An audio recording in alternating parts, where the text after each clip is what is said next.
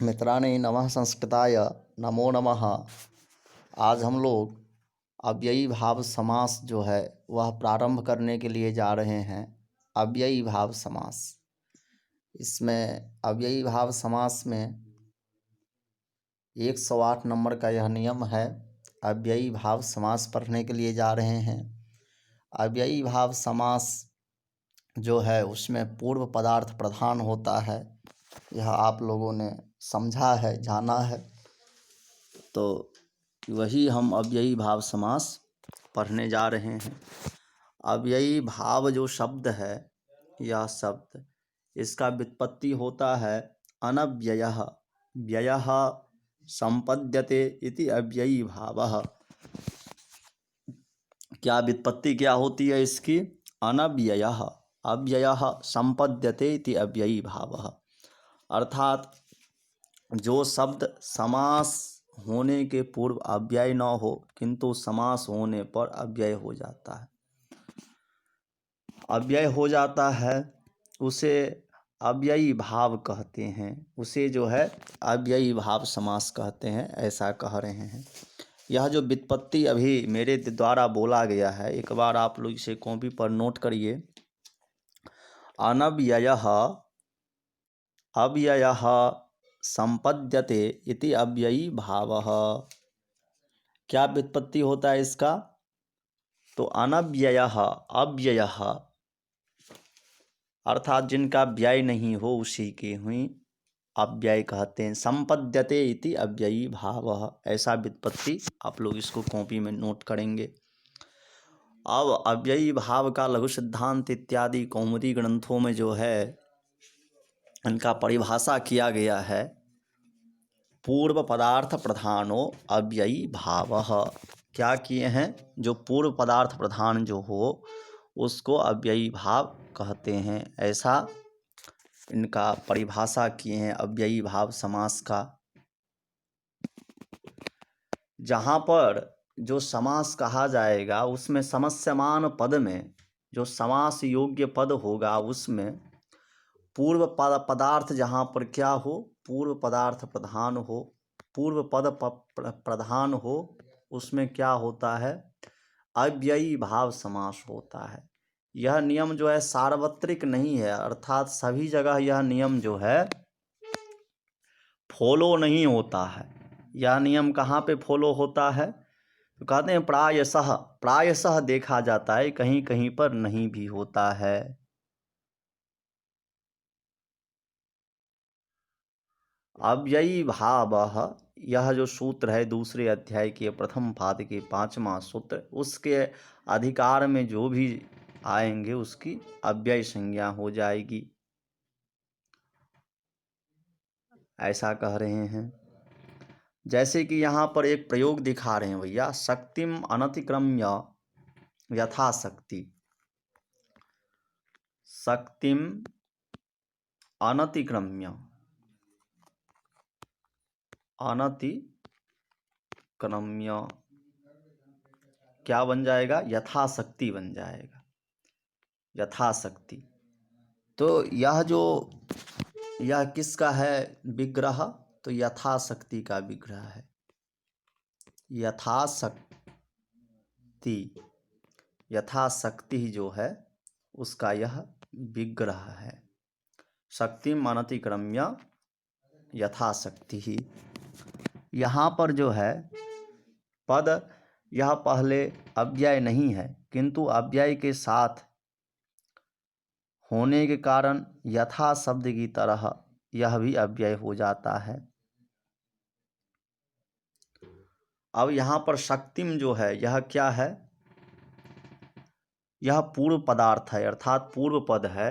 इनकी यहाँ पर प्रधानता है, शक्ति जो है उसकी, शक्ति पद की जो है यहाँ पर क्या है? प्रधानता है।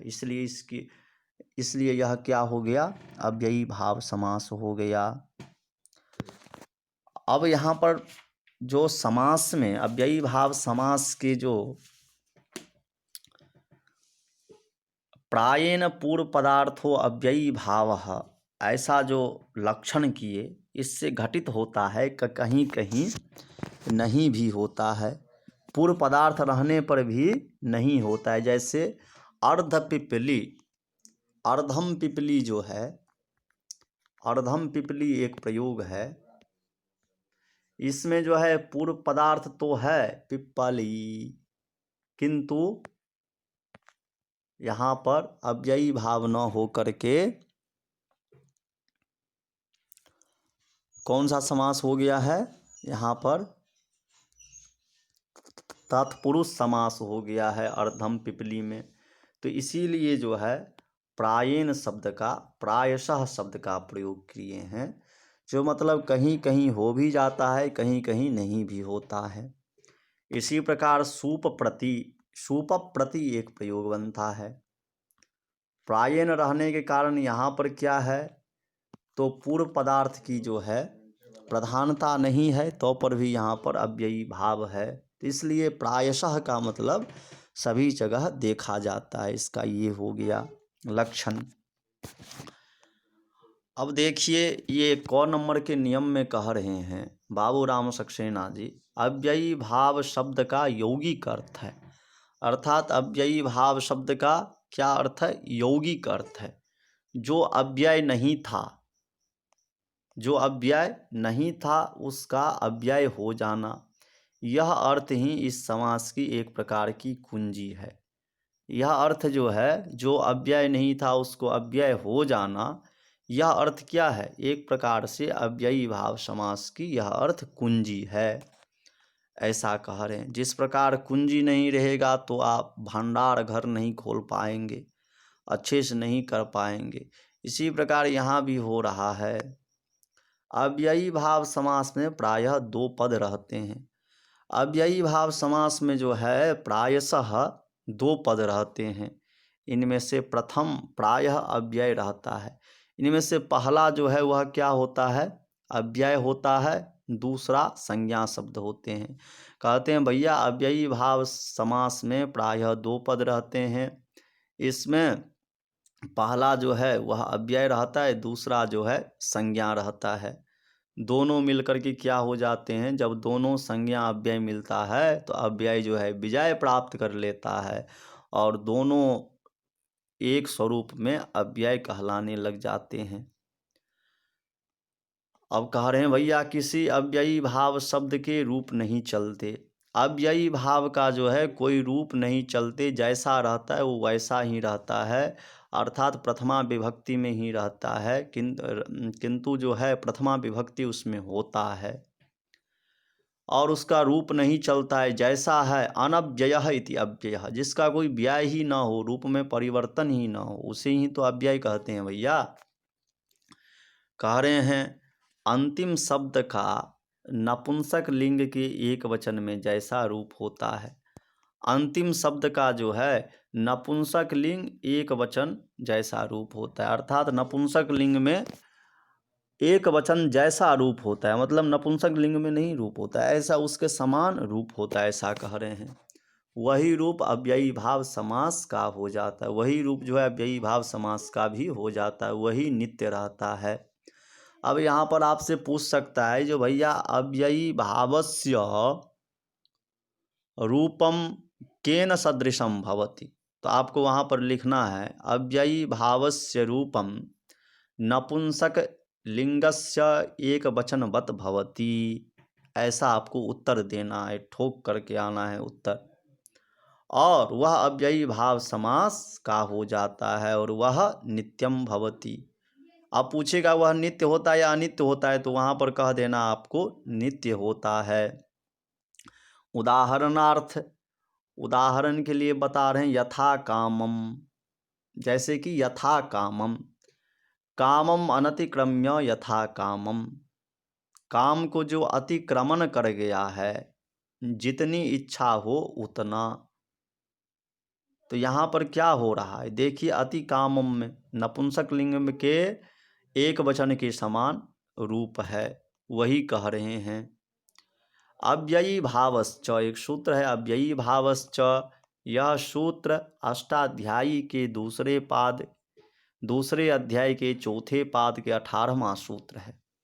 इस सूत्र के अनुसार अव्ययी भाव नपुंसक लिंग में होते हैं। इस सूत्र के अनुसार अव्ययी भाव किस लिंग में होते हैं? नपुंसक लिंग में होते हैं।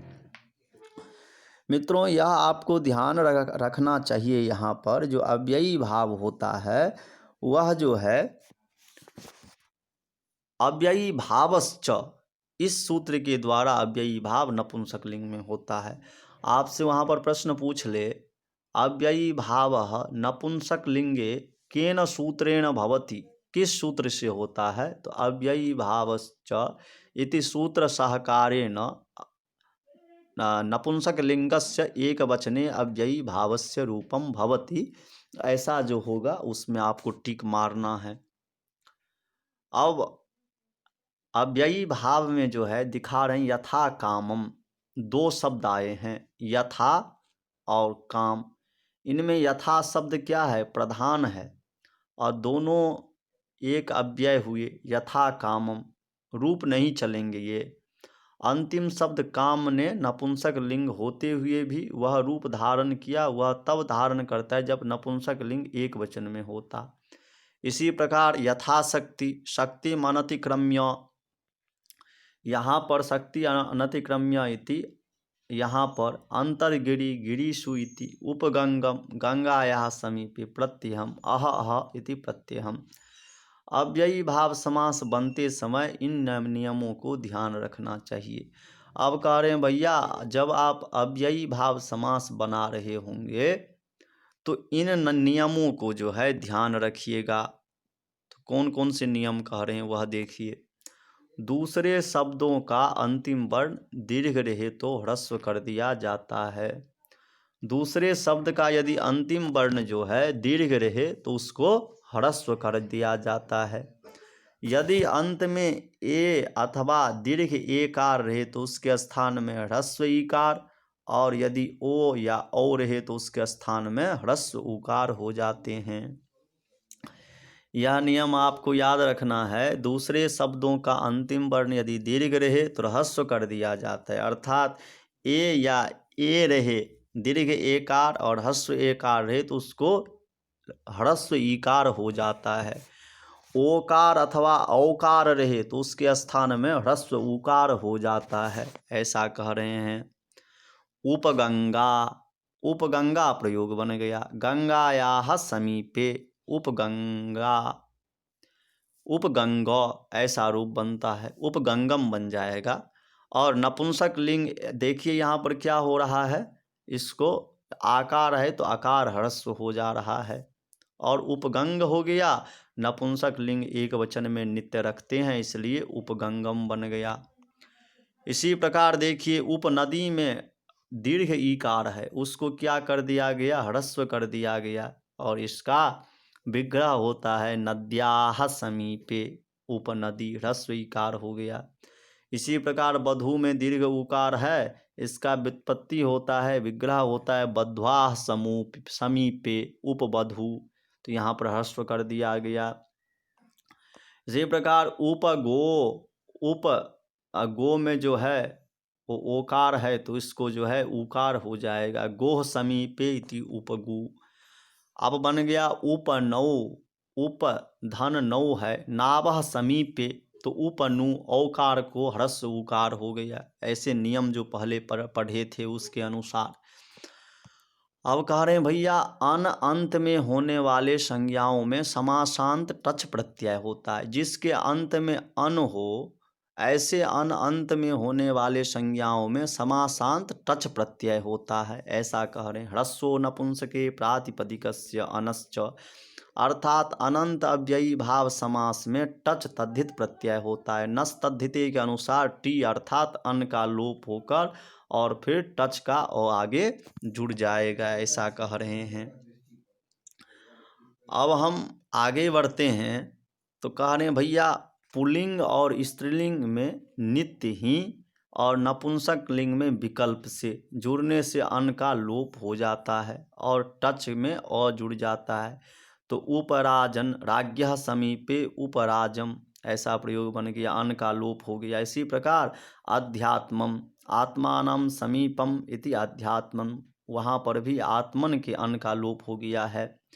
उपसीमन, यहाँ पर भी अन का लोप होकर के सीमनः समीपे टच हुआ, इसी कारण जो है उपसीमम ऐसा प्रयोग बन गया। उपचरमन, अब उपचरमन में अब यहाँ पूछेगा भैया यहाँ पर जो है क्या हुआ है, तो अन भाग का उपचरमन में क्या हुआ है, तो अन भाग का लोप हुआ है। क्यों हुआ है, तो टच प्रत्यांत होने के कारण। तो क्या बन गया, उपचरम, चरमनः समीपे इति उपचरम, अथवा उपचरमम, उपचर्म यदि अन निकाल दिया जाए, अथवा उपचर्म यदि अन न निकाल दिया जाए। अब कह रहे हैं यदि अव्ययी भाव समास के अंत में झाय प्रत्याहार का कोई वर्ण आवे तो विकल्प से समासांत टच प्रत्यय जुड़ता है। कहते हैं भैया यदि अव्ययी भाव समास के अंत में झाय प्रत्याहार का कोई वर्ण आवे तो विकल्प से समासांत टच प्रत्यय होता है। जैसे उपसमिध टच, तो इनका रूप बन गया उपसमिधम। टच के अभाव में क्या बन जाएगा, उपसमित ऐसा रूप बन जाएगा। उपसरित, यहाँ पर क्या हो गया, उपसरितम। टच के अभाव में यहाँ पर लोप नहीं हुआ, तो उपसरित ये ऐसा रूप बन गया यहाँ पर। अब जो है यह चौथे नियम से जो है अगले वीडियो जो आएगा हमारा वहाँ से यहाँ से पढ़ेंगे। तब तक के लिए नमस्कार। हमारे वीडियो देखते रहिए, चैनल को लाइक करिए, सब्सक्राइब करिए, पूरा वीडियो देखिए तब समझ में आएगा, नहीं तो जय जय सीताराम होगा। नमो नमः।